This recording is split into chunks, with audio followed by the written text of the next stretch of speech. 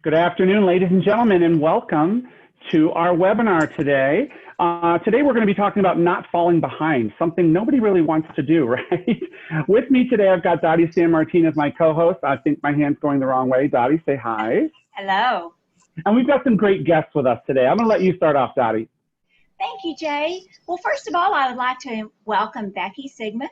Becky has been in the bowling industry since the early 90s, or since the 90s, where she started out as a party hostess, and she worked her way up to sales and marketing. So today, Becky is the sales and marketing director at Irvine Lanes in Irvine, California. Welcome, Becky. Welcome. All right, and our next guest today comes to us as the Director of Revenue for L&S Family Entertainment based out of Hendersonville, Tennessee. L&S operates 14 bowling centers as Strike and Spare in Tennessee, Kentucky, Southern Indiana, and Cincinnati, Ohio. Mr. Phil Cox has been working with them for the 16 years, but for the last 4 years, he's held both the title of Director of Revenue for the company and General Manager of Murfreesboro. Did I say it right? Murfreesboro, correct? Welcome, Phil. Thank you. And our last guest is no stranger to the bowling industry. We have with us Mike Cannington, who's part of the senior management team for Pat and Lisa Sanello's Bowling Management Association in Southwest Florida. Mike joined the team in 2009 as Director of Sales and Marketing. So welcome, Mike. Hey, Mike. Good to be here. Yeah, it's great to be here. All right, a couple just notes for our participants. We're trying something new today, so bear with us. We've got video. As you normally see, we kind of have a PowerPoint presentation usually, but today we're going to go live video. We like to see reactions and facial expressions when people are talking. If you have your video on, it's fine. Your microphone should be muted. If we see you and you want to, when you want to be seen as reacting to questions or having a question to answer, you can turn your video on. It's okay. You don't have to, though. With that said, you will have a chance to obviously ask any questions you'd like, and you can do it via the chat box, which should be at the bottom of your screen in the control panel area there. So I'm going to get started right away. You know, we talk a lot about not falling behind, but what does that really mean? Well, this time of year is the planning session for your fall business usually, at least in a more traditional marketplace with league and tournament play. This is the time you start organizing that together. But you also generally organize a lot of other things, maybe field trips, maybe holiday parties, your leagues, etc. So we want to make sure that given the current situation of our business environment, that you don't fall behind. Don't use COVID as an excuse. Don't use these I don't want to say limitations that we have to deal with, but you know, the new business environment is not an excuse for you not to be planning to be successful. So with that said, we've got these three panelists and Dottie and ourselves, and we're going to go over some of the things you could or should be doing to make sure you're as successful as possible. What I'd like to ask of you right now, panel, is this. What are some of the unique programs or approach to programs that you have had to adopt since your start? And if you'd like to answer, you can certainly raise your finger, or I'm going to call on somebody like Mike. Okay, I'll get started. Listen, these are really weird times, right? But the only constant is if your business is open and you're allowed to be doing business, then you can't be sitting on your thumbs wasting any time. We have a traditional bowling league base in 4 of our 5 centers. And, you know, weeks ago, we started reaching out to our fall league bowlers to, you know, find out if they're coming back, work on leagues, and if we need to implement new leagues to take the place of leagues that have gone away. You know, in a couple of instances, we've had to do that. I'm going to a league meeting tonight. It's a 32-team, 5-person team, 160 league bowlers. So, you know, we in Southwest Florida, yeah, we can't wait to get back to league business because as crazy and screwy as things are, leagues sort of become our constant and the even flow that we really need to sort of start getting our business back to normal after being closed for so long. Becky and Phil, you are both hybrid centers. You have league base and you're obviously cater to the open play crowd. Both. It depends on the center, depends on our markets, obviously with 14 centers and for 5 different cities. You know, some are big centers, some are small centers, so we kind of vary from center to center. I think what I'm going to piggyback on Mike, though, is I think you'll probably hear this from the 3 of us, from all of us, a lot today, is that's not resting on your laurels, right? Like if you've ever needed to put the work in, now is you're going to have to do it more than ever. And so I think it's going to be a common theme of today's conversation. For sure. And Becky, you haven't been able to open just yet. Well, you did let us know that you had that 45 minutes of glory until the governor blew out your candles.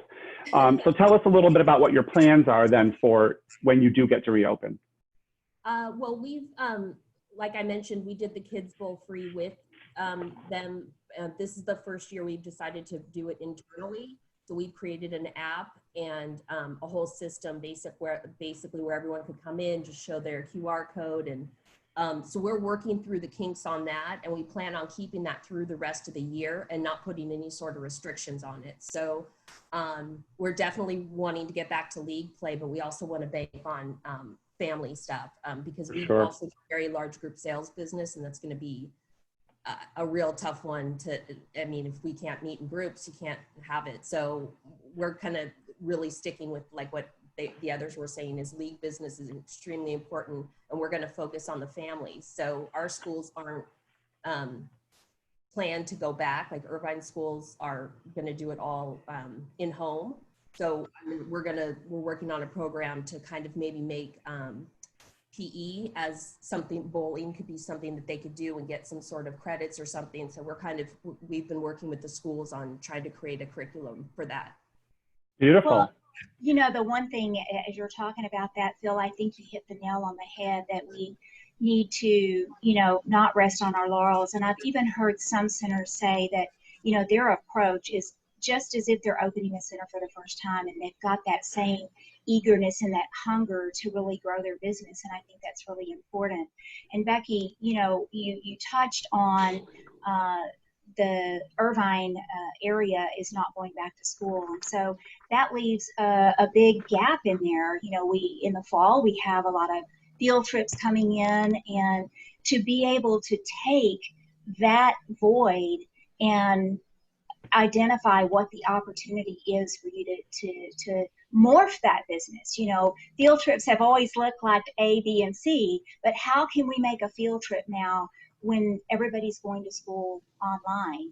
And I think that's something that has challenged all of those in the industry as to how can we make changes to the programs that we have that are going to bring that customer in. Even as you said, Becky, the companies are scaling down and you're not able to get those massive corporate events for the holidays this year. So what are we going to do? How are we going to tailor our programs to still be able to bring business in just in different sizes? So I think that's a very good way to do it. I agree with that, Dottie, for sure. Are any of you planning to do a program for homeschoolers or online schoolers? Have you thought about how you might reach that audience? That you know, and I've said this before in a couple of things. Homeschooling's not new, and many of us have hosted homeschoolers before in our bowling center. But now you've got a whole other audience of people who homeschooling is something crazy, but they don't know that they're brand new to this. And they don't know that there's these programs out there that help homeschooling kids. So how do you think you might benefit from this change? Yeah, well, I'll take that one first. I mean, I think that the relationship that the management and operations team has with the customers that they've got already really needs to be heightened, and questions need to be asked, and phone calls need to be made. We've done a fairly robust job in years past with homeschools because typically they were organized in some form or fashion. There were groups that, you know, congregated as homeschoolers. So that was easy. I think the challenge for us going forward is how do we seek out and find those who are new to it and let them know, you know, all of our social media, every bit of communication is all around the safe and sanitized and social distancing and all that stuff. We just got to keep spreading that word to people so we can make them feel comfortable. In Florida, we're still limited though. We can only have groups of 50 or less. So that probably won't be a big issue with homeschoolers, but it's something we have to be cognizant of. Phil, you look like you had something to add to that. No, he's right. You see this popping up on social media, on Facebook a lot lately. There's Hip Murfreesboro or Hip Nashville or whatever these local pages are. People are asking every day, all of a sudden, does anybody know any homeschooling groups? Can I get in contact with homeschooling people? Just piggyback on that and jump right in and say, hey, I'd like to know as well, because we'd like to be in contact with those people as well. You see, I've seen them every day. So just something to look out for. And Becky, Becky, you have a good, go ahead. I've heard it so many times that communication, and heightened communication, is so important right now when you are staying in contact in every aspect of communication, whether it's picking up the phone and calling and checking on some of your senior bowlers, or sending them something in the mail. I think that communication right now and reinforcing the relationship that you have with your customers is something that's going to really help us going forward. Okay. No worries. I was going to say Becky has a great relationship with her schools. It seems she's been working with them to develop curriculums, correct? So that's awesome. That's awesome. How did you develop that relationship? Was that something that had existed for a while, or did you know someone and got in the door and started having conversations? It's been going on for a long time. We've always supported the schools. We do donations and all that type of stuff. So we're really active within the schools. One of the things that I came across is I have a parent, I have 3 kids at home. So during this quarantine, trying to teach them at home, the infrastructure just wasn't there in my experience. Teachers were looking for help. They were looking for ways they could get students involved. So having kids, I was able to talk to those teachers and some of those schools as well and kind of say, well, how can I use that towards my business as well? One of the things they wanted to be able to do was sort of make sure that the kids did the things that they're supposed to do, like, and PE was the kind of thing that came up, like, would they sign off on something that they're actually getting that 30 minutes of physical activity? Can they write something on it? Can we as our center sign off that they actually did that once a week or something? So now we're just kind of in the nitty gritty. And once we get one school or district to go, I'm gonna just try to hit up as many as I can around us. And the homeschools, we have a large one out with us that we've had a relationship with, where they've rented out our whole facility before. They've had, like, each different room was, one room was where they get to check. They used it as something for their parents to all bring the kids, and sort of, they did fake prom pictures and, stuff like that and everything. So I went to them a couple months ago and just asked them, like, what can we do together to sort of build on this, when schools do or don't go back in. So let me ask you this. If I'm sitting here watching or listening today as another operator, and I don't have a great relationship with schools, who do you think I should try to go after? Where's the decision maker? Who should I attack first, in your opinion? I think the teacher. I don't attack's the wrong word. Approach. There we go. Oh, Jay, you're so brutal. I know. Attack them. If they don't want to help you, just attack them. But you get 1 or 2 good teachers that are, squeaky wheel or whatever you want to say. They'll tell the principal, and then you can kind of work with the principal. And it's all communication, like we're talking about, with having good open communication, ask their opinion, offering to help them. Like if they're going to have a fundraiser or something, I'm the first one to say, come and we'll give you free bowl, or a teacher meeting or something. We've brought them lunch before. So I would say start with the teacher, or that's how I found it, starting with the teacher. That's a good point. When I ran centers, I would always know who the teachers were that bowled in league, because it was really easy to approach, Wendy on Tuesday night, and the ladies, they can go, Wendy, are you going to bring your kids here this year? And, she'd always be like, oh yeah, we're going to do it this time. And I was like, who else wants to come? And she's like, well, I'm going to ask my other friend teacher, so it would build this relationship with them. So if you know who your teachers or the school employees are in your league base or your regular customer base, doesn't have to be league, I think it makes it a little easier to kind of open that door, like we said. Yeah, certainly. Yeah, it builds like a coalition of support, right? So absolutely. If you have to the it's a lot easier.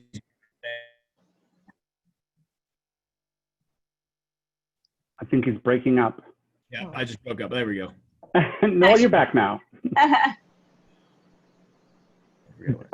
Okay, let's move on to the next topic, so to speak. Dottie, do you want to take this one?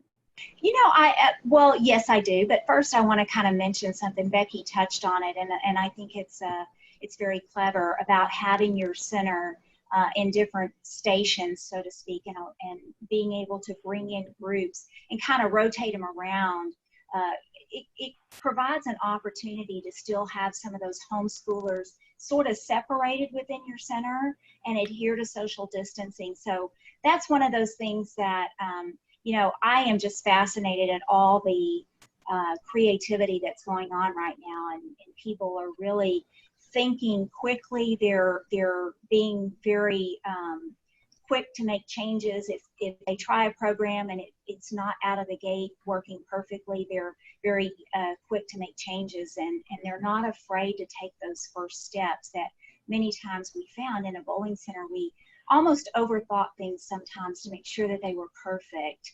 And to see people reacting so quickly and taking those first steps, for me, as a marketer, I'm very excited to see that. And that's one of those things that I hope is our takeaway from this horrible pandemic that we've got going on, is that people are willing to change. They are willing to take that step and make a change. If it doesn't work right, then we're going to change it and we're going to go after that audience. So anyway, but you know, when we're speaking about school and we are talking about, you know, so many centers are in areas where the discussion is hot and heavy right now as to what's going to happen with the schools next year.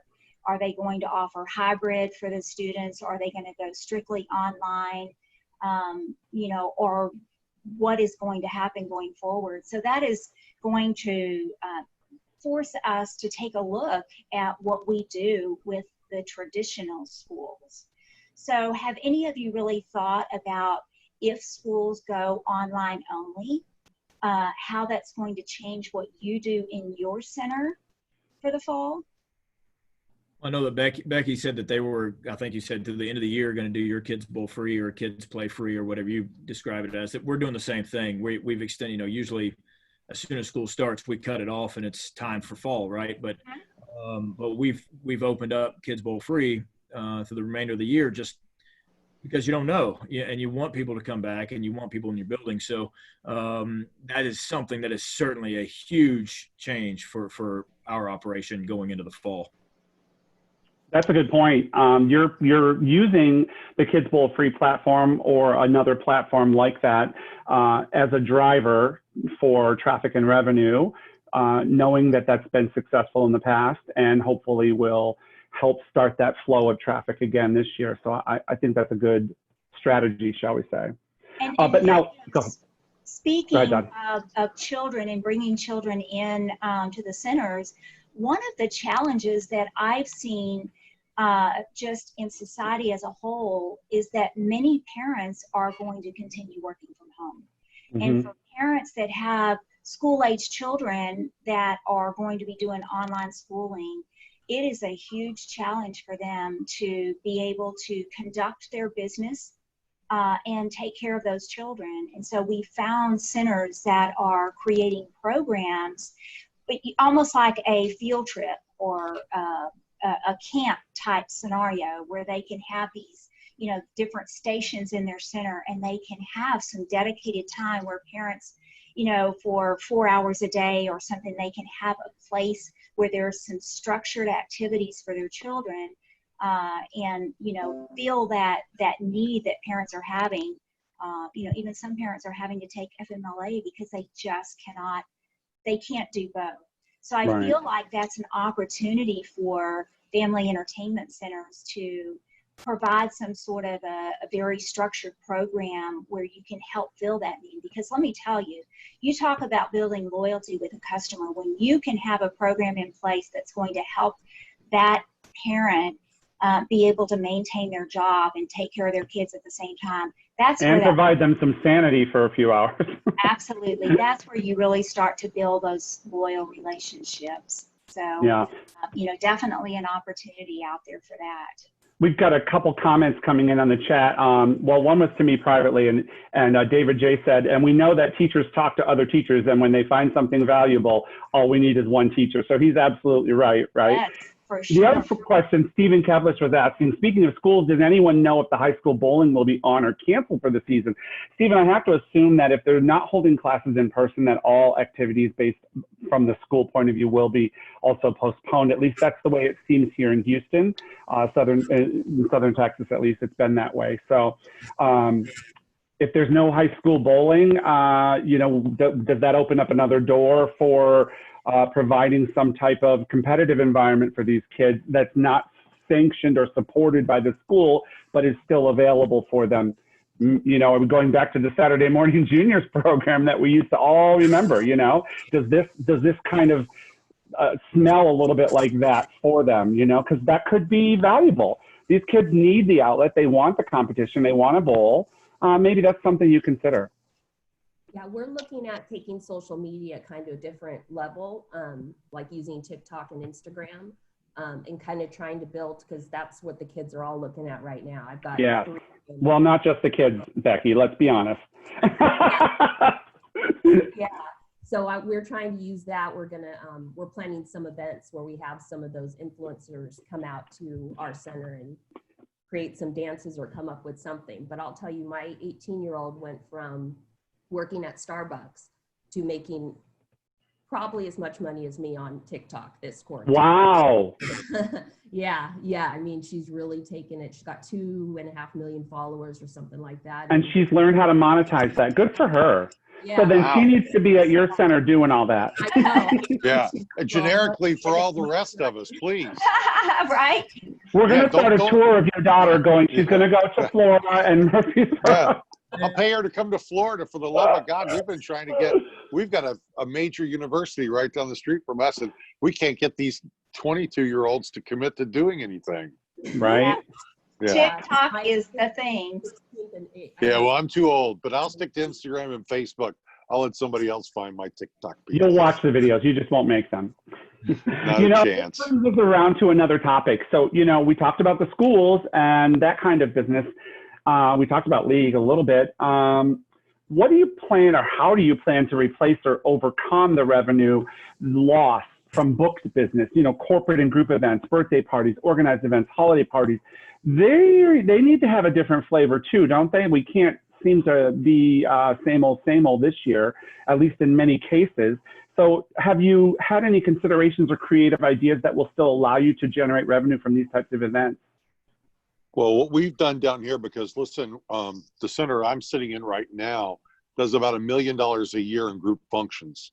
And so Wow. you can only imagine, we closed down March 17th, reopened May the 8th. And I mean, the plug was pulled out and it all went down the drain.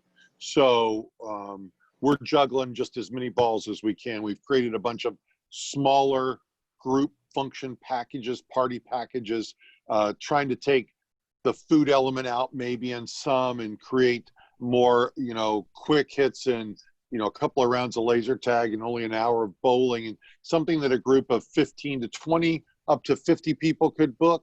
But man, we're trying to do anything we can. We've, you know, some just laser tag parties and anything that we can do to get somebody to go, yeah, that sounds good. That's what we're trying to you know, put out there. Exactly. Well, I have to share, this is not something that I saw in a bowling center, but you know, anytime I see an idea that I think is great, with a little bit of, you know, thought, you can usually adapt it to family entertainment centers. But this was a restaurant that was doing virtual meetings for companies, and they had the meeting. They broadcast the meeting on Zoom for those at-home employees that did not feel comfortable or could not attend. And then during lunch, the restaurant provided lunch in the meeting room. And then for those that were at home, they provided delivery. And then everybody sat down and they had their meeting. And I'm thinking, you know, with a little bit of creativity, you could do something very similar to that in the bowling industry. And then their activity on the lanes, perhaps those that were at home would receive a voucher. still getting the same revenue. They would just be able to come in at their convenience to do it. So I thought, well, gosh, that's a very creative thing that these restaurants are now doing to still be able to get corporate meeting revenue coming in. Yeah, you're always going to have that group of people where some are comfortable going out and some are just not. And this is saying, hey, we'll take care of you either way. This is a good mix of ideas. I like that. That's right. I made the note earlier. Not everyone is scared. Not everyone is scared. Correct. So got to make sure and hit all your contacts. Still call, make your phone calls. Still go out to the businesses and see if they're willing, because you don't know if they are or not. So you still have to do the work, put the work in, and you may be surprised. We've had a lot of parties call and say, hey, we're coming. We're rebooking. We're coming back. We feel that you're safe. We know you're ready for us. We're ready for you. So don't assume anything about any businesses. And by the way, if anybody's afraid of the word no, you wouldn't be sitting here right now or watching for that fact. So you got to remember that at all times, because it's easy to lose focus and easy to become, a little bit disenfranchised and sad about the whole thing, but you can't. Just keep plugging along. And those little parties add up to be big dollars. So, speaking of little parties, Dottie, didn't you just have a post about fun-sized parties on the blog? I actually did. Actually did. Give everybody the little runaround for that. Yeah, so we recently had a post about some of the things that we are hearing, in the industry as to different ways that people are doing things upon reopening. So if you are a viewer today and you don't know about the blog, it's www.besxtras.com. I'm typing in the comments. Keep going. It is typically by invitation only for Best Ex customers, but it is open up to anybody. So this past week, or this week's post, was talking about some of these creative things that centers are doing. So just like we're learning on here today. So go to the blog if there's something you're looking for, or even if there's something that you would like to share. We certainly would love to have it in conversation today, but if not, if you're a little bit more comfortable sending it in a comment, then certainly go to the blog and check it out. So thank you, Jay. You're welcome. You're welcome. What was my next topic here? I lost place of my my notes here. What about? I'm sorry. What do you guys think is going to be your largest revenue driver for the rest of the year? And how do you plan on capitalizing on that audience or that segment of your business? I've always found that question. I mean, obviously, if we had the answer, we wouldn't be sitting here. We would have a lot more centers. So I've always found that extremely intriguing. And the way that we approach it is that there is no one big answer. Every lane has value. Every time of the day has value. Fill them as best you can, right? So don't kill yourself going after the big. And poor Phil, he broke up again. Team league. He's sort of there. There you go. You're coming back. Don't kill yourself going after the big fish. Inventory lanes over the next few months will add up to a lot of money. Yeah, I'm going to encapsulate what you said, what I believe you said, because you did break up. I believe you were saying, the big fish are great, but you can eat 3 little fish and be as full as big fish could be, right? And that's the truth. So the same holds true, in my opinion, with your traditional business. So maybe you are a league-based facility and you're used to having at least Monday through Thursday filled with leagues. What happens when that one league doesn't quite come back the same way? Well, it's crazy because in Houston area right now, what I've seen is the most popular thing on a Monday night, on a Friday night, on a Tuesday night, the center's packed. This past Monday night, they do a sweeper, a handicap sweeper, and they had 66 entries on a 24-lane center. He only didn't use 1 and 2. He had 6 on a pair. Max he can have, masks, the whole 9 yards, but sold out, right? So the traditional based mentality dollar is what's, I feel, driving more revenue than the casual customer lately. You know, your league, your tournament play people, they want to come in and practice. The kids that are more skilled, they need to stay ready for junior gold if that ever pops up again this year, but probably, you know, for next year. And one of our, Steven said they've already built a high school competition into their youth league, and it's better in preparing them for junior gold. So I agree with that, Steve. Can you use that same mentality on an off night? Maybe you have a half a house league, but why not run a scratch sweeper? Why not use the tools that you have to your advantage? If you have best X or best X Ultimate with all the different games in there, go after that market of not just scratch bowlers or handicap bowlers, but people who like to have a good time and fun. Do that odd duck, even better headhunter combo. There's 3 games you can play right there. They only throw 1 ball every time. It's really unique scoring. And guess what? Nobody has an advantage.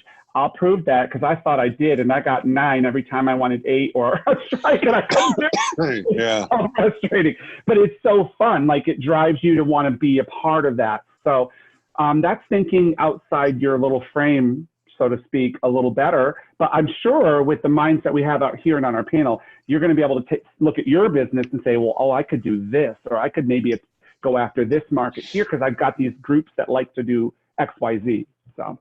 Well, and the other thing, Jay, when you do have sweepers and you throw some, you know, some new twists into it, it does give you that opportunity to start to grow that competitive bowler. Maybe somebody is more intrigued with a, you know, a no-tap tournament, and they build up their confidence. And, you know, ultimately, if you take care of the customer and you keep working with that customer, you know, who's to say that they're not going to turn out to be your 32-week league bowler that's going to be your bread and butter. So, you know, it is, I really like, Phil, with you saying you just got to keep doing and keep doing and keep doing. And I've shared this many times, you know, it is like chipping away at a rock, and just keep being faithful in what you're doing, because eventually you're going to have that, you know, that statue that you set out to have. And so I think, you know, that was a really good message to bring to light, is that you have to just remain very disciplined in continuing to drive that business day in and day out and look for those opportunities. So I appreciate that being. I agree. Now, guys, if you're watching and you have a question for the panel or for us, please type it in the chat box. Or if you want, you can turn your camera on and raise your hand, and we'll put your mic on and you can ask it live if you'd like. Don't be shy now. We did have a couple of questions come in through the registration portal. Some people couldn't be here. Dottie, do you have those questions? I think you have them nearby, right? Yeah, you know, one of the questions that that was sent in ahead of time is they were curious as to how fall leagues were looking and what changes have you made to the formats, or what, if any, changes have you made to the format for your fall leagues to try to, you know, increase the numbers in that. Does anybody have anything different that they're doing with their fall leagues? Well, we're not doing anything necessary. We're going to offer the leagues themselves the ultimate say-so in how they want their leagues to look. But you're willing to sacrifice every other lane for them? We're willing to, you know, depending on the size of the house. Our small center's 18 lanes. Our biggest center is 33. You know, we are willing to, we're willing to work with these leagues because, again, 4 out of our 5 centers, that's their bread and butter. For sure. So we want to make sure that we keep these people happy as much as we can, right? So if they only want to bowl one team on a pair, as long as there's enough room, we're going to make that work. Senior leagues during the day, you know, if our snowbirds start to come back down in the next few months, you know, we're going to offer them the same thing. How do you want your league to look? This is the ultimate time where we're listening to our customers and not just trying to push something down their throat. We have to be cognizant of what they want and what makes them feel safe, because the first time they don't feel safe, man, they're gonna run out the door and not come back for a while. Right. There's already enough talk of people saying, "Oh, league bowling's dead. It's dead," and I say, it doesn't have to be dead. It's only dead if you choose it to be dead. Yeah. No, Phil, you look like you have something to add to that for sure. Mike's absolutely right. I mean, again, going back to communication and letting them know, here's what we can do with the restrictions of the size of the house or another league that we have at the same time, or whatever that looks like. We had, when we first got, we had one house, we have lanes, and we have a full house league, and we double shifted, and they were, they didn't like it, but they figured a way to make it happen. And why does my internet keep going unstable? Can you hear me? Yeah, you only broke up a tiny bit that time. So we double shifted with some of our leagues, and again, it's not to make everyone happy, but this is what we have to offer, and this is how we can satisfy your leagues. So let's talk about it. Let's figure it out. And we want you to bowl. You want to bowl. Let's make it work. Yeah, and not everybody has the same layout or restrictions that they have to follow. Here in Texas, there's no lane restriction. You don't have to keep a lane between. So, as a result, we've got some centers who say, oh, we only have room for 18 teams in my 36-lane bowling center. And I say, well, that's your decision, and that's fine.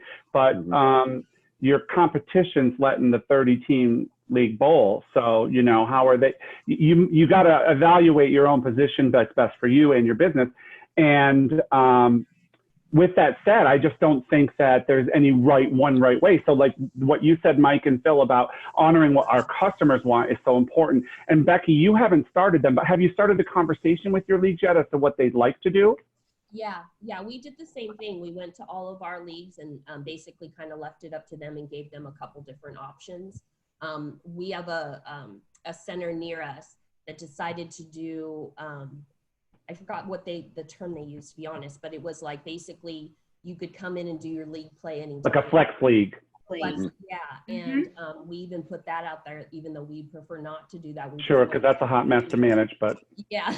But if it gets them in the door, I get it. You got to do what you can do. Yeah, so we started that conversation, and most of them chose to go traditional. We have pretty strict restrictions with we have to do every other lane, and we can't do we have no groups over 10. So we're just leaving it up to them and listening to them, and they took a vote on it and pretty much came up with they're going to go with traditional, just every other lane. Okay, that's great. Becky, I think it's interesting with the Flex League. There has been a lot of talk about, is that an option that's feasible in most centers? And we've also found that there are a lot of bowlers that are wanting to get in and have their own equipment. And so if you can kind of marry have not kind of like the old have a ball league, but where where you're able to put equipment in their hands and they're more comfortable coming in later. It's easier to manage a flex league when it's a merchandise, league like that. So I know we've had some centers that are going to be offering, a have a ball type league as a flex league. So. And Dottie, it's interesting you said that yesterday. I was scrolling through Facebook, and of course I stalk all my bowling center pages. I just like to read what they say sometimes. And one of the posts for one of the centers said, we have our fall league starting this date. We only have this many teams, etc.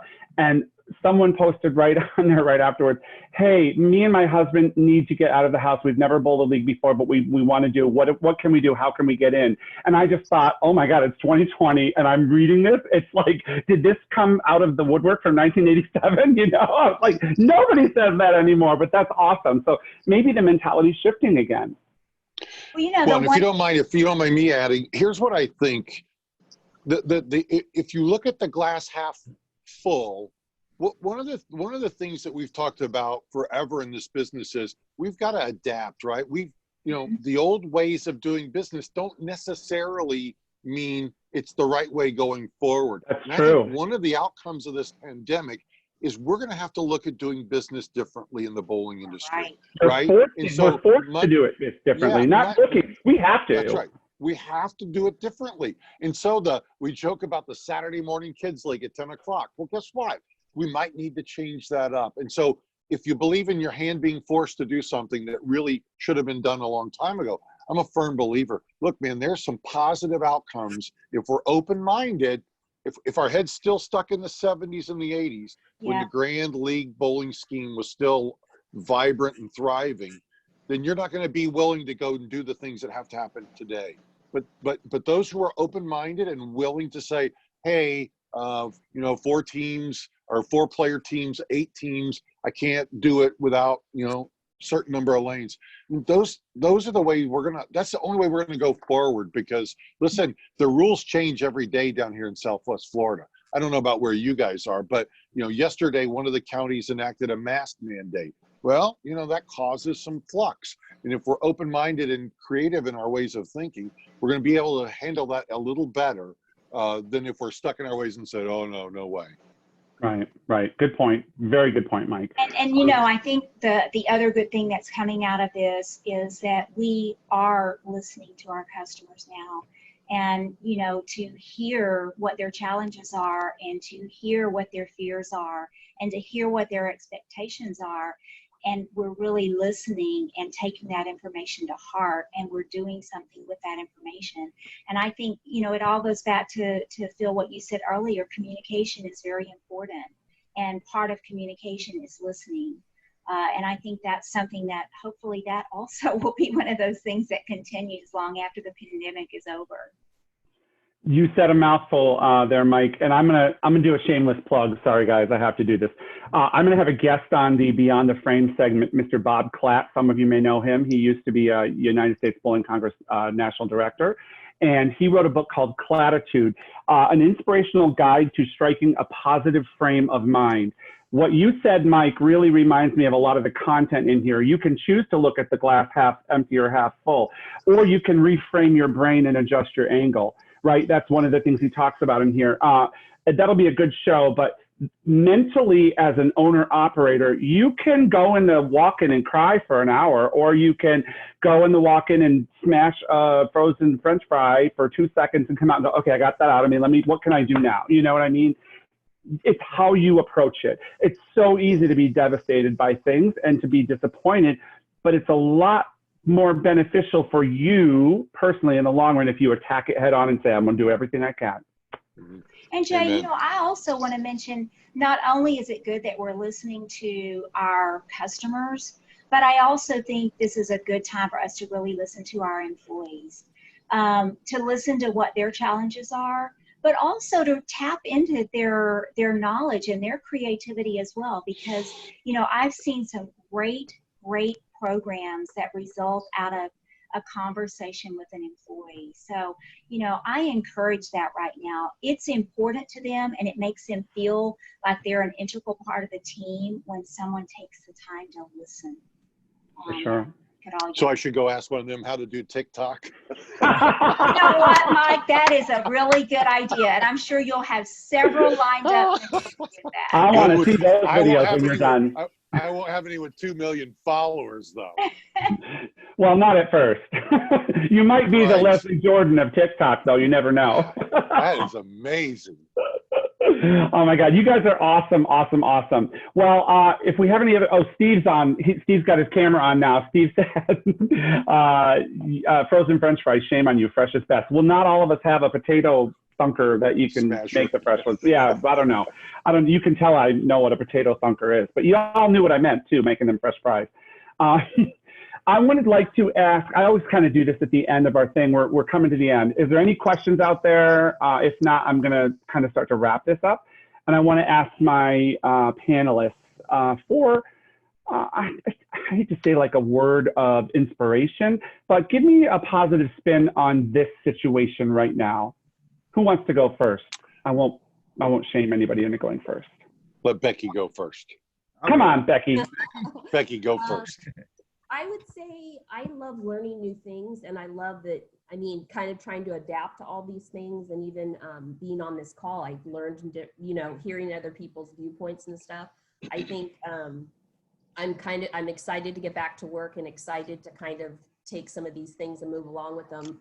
I've also, as hard as it's been to be home with my family, because they're teenagers, there's been a lot of good moments there and teaching moments. My kids were homeschooled, or whatever, in home learning, but I was teaching them to cook, teaching them to drive my car in a parking lot. Just little stuff that I probably wouldn't have taken the time or had the time to do it like I have in this. And they're going to remember that well into their adult years, because those are valuable skills that nobody teaches anymore. So yeah, kudos to you. Yeah. All right, Bill. I was just going to say persistence, stay persistent, not getting deflated, because you're going to have days, those centers that have not opened, you're going to have days that are going to look great. And you're going to be like, oh my goodness gracious, nothing ever happened. And then you're going to have days that not a soul walks in for 3 hours at a time. And you're just like, oh my gosh, the world is coming to an end.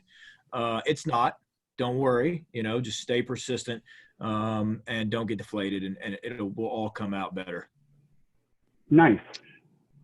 Yeah, let me piggyback off of Phil, because I'll tell you, when we reopened, week after week, we were trending up. We got to the point where we were almost 80% comp revenue to year over year, right? Wow. That's looking huge. great. And then all of a sudden, the state said, oh, all bars have to be closed, can't be open. Now, we're not a bar. But it was amazing, the chilling effect. And so for the last 3 weeks, our revenue has just dropped precipitously. I mean, it's way down. But you know what? The sun comes up. We got to come into work, and we got to work hard every day. And if you look at the longer term picture, this will pass. It might not pass in 3 months. It might not pass in this league season, but this is going to pass. And if you're open-minded and you're willing to try new things, I really think we can push the reset button and have a good forward momentum going into next summer and stuff like that. So mind your payrolls, watch your hours of operations, control what you can control, and then just be ready with a big ass smile on your face when customers do come through your door, and be ready to welcome them, maybe like you've never welcomed them before, because it's got to be heartfelt and it's got to be true. Awesome. What a beautiful statement there. Thanks, Mike, for that. I appreciate that. Guys on the chat, just type in the chat real quick. What do you think about this platform? Thumbs up, thumbs down? Would you like us to use video in the future? And would you like to be a part of it? I would like to hear that. In the meantime, I would like to say thank you to our guests for being here today. I do want to go over some of the support resources that we have available to you. We've done this every webinar, so I don't feel like I need to do it as fully as I have in the past. Like, I'm not going to share my screen and get lost again, because I already learned that the hard way. But if you go to cubicaamf.com, you'll see the scrolling bar, and you'll see customer resources, and all of this stuff falls under there. You can sign up for future webinars, and you'll get the Beyond the Frame schedule, which guests are coming up. Obviously, if you're on Facebook, you'll see the Beyond the Frame group. And next week on Beyond the Frame, Dottie San Martin will be hosting Neil Pennington. They're going to be talking about the Edge string machine and competitive play. So you want to kind of tune in for that, because we'll have finished the Some Strings Attached tournament, which if you look in the background, Mike's holding the check for when someone bowls 300. Yeah, if they bowl 300 on the string machines in the semifinals or the step ladder, they're going to win 5 Gs. And let me tell you, Mike, get ready to cash that check. Somebody's going to do it, I promise you. I wish it was me. I know. I wish I could come and bowl. I wasn't invited, though, so you can come. Probably for the better. It's probably for the better that I wasn't invited. We'll just leave that alone. And then on Thursday on Beyond the Frame, Dottie's going to have David J. He'll be with us. He is one of our trainers for Cubica AMF that goes in a lot of centers across the country and teaches people how to use our software. So, David J. says, I'll be in Naples this weekend. We'll go over and see Mike, David. He'll let you hold the check and pretend it's yours. Take a selfie with it and send it to us. So David's going to share some of the insight he sees at his bowling centers and problems and solutions that he encounters during the travels. Dottie will host those. Our next webinar will be on August 12th. And I'm calling it the ever-evolving future of sport bowling. That's probably too long of a title, but we are going to talk about the sport of bowling and what the future of that might look like. We're going to have some PBA professionals on. We're going to have some owner-operators who have that skill set or that mindset from the PBA. And they're going to give you their opinions about that. As always, if you haven't reopened your center, we have the tech support is there. You schedule your call with them ahead of time before you reopen. It makes things go a lot smoother. And that's also on the resource page. You can click and register for a slot there. It is a free service, by the way. So On behalf of Dottie San Martin, myself, our guest today, Phil Cox, Mike Cannington, Becky Sigmund, thank you so much for joining us here. Together, we all, and everyone on the call, keeps making bowling amazing, and we're going to keep making it amazing no matter what. So thank you for that. And until next time, we'll say goodbye. Thank you, Jay. Thanks, guys. Thanks, Jay. Bye, Thanks, everyone. Dottie.